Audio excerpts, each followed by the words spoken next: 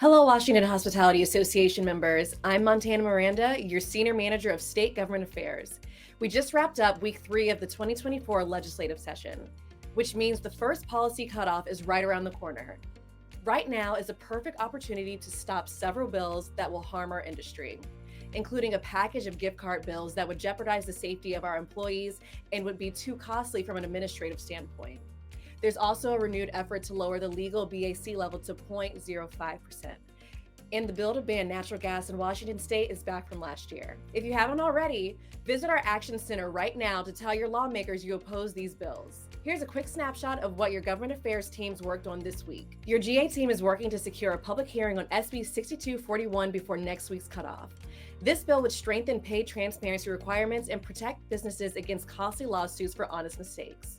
Nearly 50 lawsuits have been filed by just 2 law firms in King County against unsuspecting businesses within Washington's new pay transparency requirements, and our industry is among the most targeted. SB 6241 would give businesses a 10-day right to cure before a lawsuit can be filed, and we're seeking a better definition of job applicant.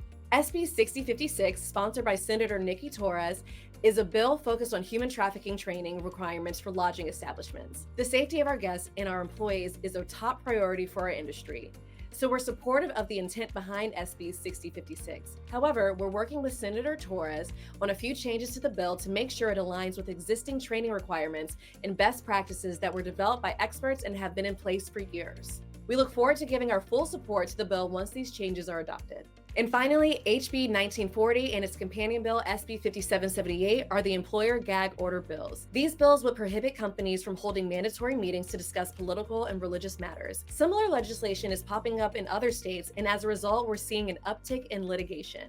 These bills are being challenged on constitutional grounds as they violate employers' First Amendment right to free speech, and they violate the supremacy clause of the United States Constitution as they would preempt federal law. Both bills passed out of their policy committees this week. We will continue to oppose these bills and will stay consistent with this position through session.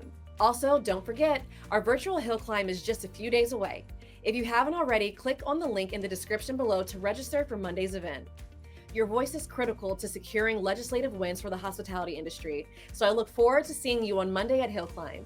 That's all for this week. Click on the links in the description below if you'd like more information on any of these bills or other bills we're working on for you.